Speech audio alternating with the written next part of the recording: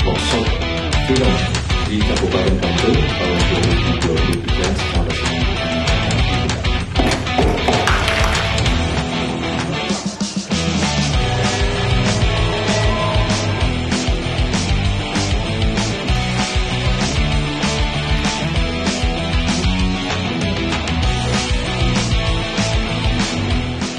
Workshop film ini akan kita adakan tidak hanya hari ini, tetapi berproses mungkin sampai bulan September kelihatannya gitu ya. Dan ini adalah pesertanya dari anak-anak muda kita di Bantul, baik dari pelajar tingkat SMA maupun juga dari mahasiswa.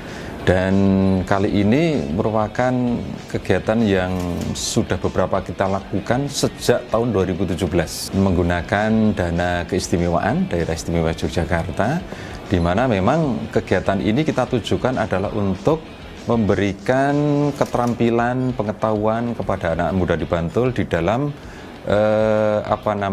berkreasi khususnya di dalam bidang perfilman. Dan ternyata memang kegiatan ini diikuti oleh banyak teman-teman kita, adik-adik kita dari generasi muda yang ada di Kabupaten Bantul. Terbukti dengan pendaftaran yang beberapa kali ini juga kita membatasi, dalam artian tidak semua kemarin yang ingin mendaftar itu bisa ikut karena memang kita keterbatasan beberapa hal gitu ya, sehingga hari ini baru kita laksanakan untuk beberapa orang, sekitar 60 orang itu, untuk seluruh anak-anak muda di Kabupaten Bantul ini. Dan kita berharap bahwa di tahun-tahun yang akan datang kita juga akan senantiasa terus melakukan kegiatan ini, karena memang kegiatan ini diminati oleh banyak orang, terutama anak-anak muda yang di Kabupaten Bantul, untuk meningkatkan kreasinya. Terus kemudian ketika ketemu di workshop jadi Chris yang luar biasa, termasuk Chris Sengklak versinya dulu. Itu pas saya wawancara dengan Harun Bojoki, aku sebenarnya pikir betapa susahnya ya jadi Chris. Oke ya, meskipun fiksi, kemudian setelah bekerja di dinas kebudayaan dulu saya banyak. Yang paling masalah itu musik, kita nggak pernah mencoba membuat musik original. Biasanya kalau nonton di YouTube dianggap free copyright, ternyata itu copyright. Nah, ini masalah. Menjadi kebudayaan di masyarakat, gitu. Yang dimaksud untuk tema kita, iya. Jadwalnya bagaimana, manajemen produksinya bagaimana, duit uang lebih, dan seterusnya nanti biar didetailkan oleh para pendamping.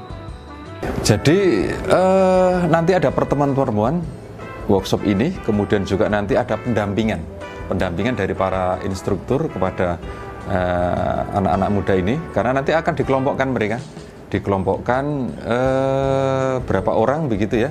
Kemudian nanti satu kelompok itu membuat masing-masing satu film. Kemudian nanti ini akan dinilai, dan nanti di akhirnya juga nanti akan ada penghargaan ataupun hadiah terhadap yang karya-karya terbaik ini.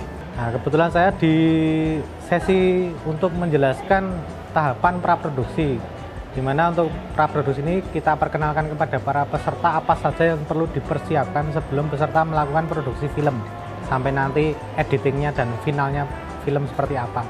Materi yang kita sampaikan seperti ide cerita, bagaimana memilih temanya, kemudian kita turunkan menjadi judul, sampai kemudian skenario, skripnya seperti apa, persiapan yang dilakukan apa saja, bagaimana kemudian menentukan pekerjaan, apakah jadi produser, sutradara, penulis skrip, skenario filmnya, kemudian tim produksinya, siapa kameramennya kita kenalkan, terus juga kita kenalkan bagaimana menjadwal atau memperkirakan produksi filmnya akan sejauh mana, sampai berapa bulan, timelinenya, kemudian detailnya sampai dari praproduksi sampai nanti film itu jadi.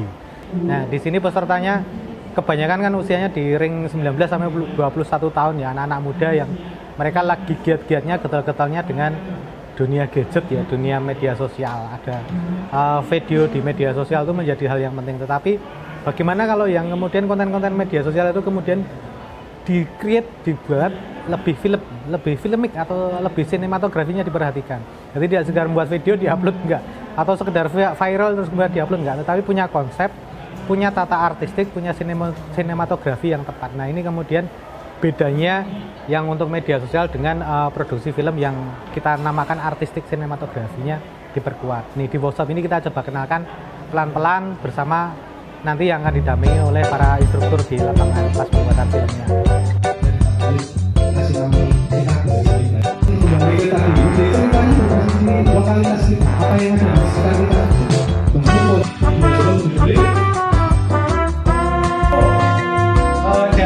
Dalam 1 detik itu ada 24 foto frame rate, walaupun kita bisa setting ya. Oke, lalu dari kreatif